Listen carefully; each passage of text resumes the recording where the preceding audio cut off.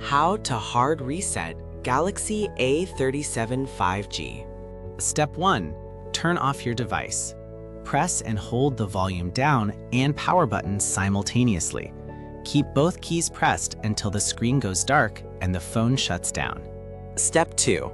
Activate the recovery mode by pressing and holding the volume up key together with the power buttons.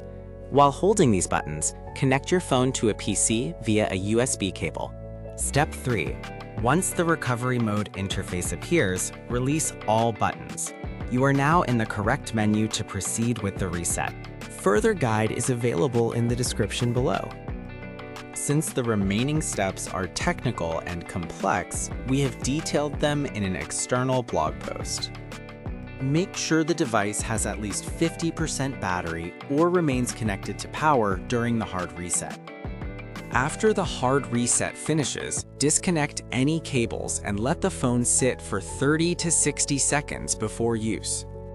Open the link in the description to continue and finish the hard reset process.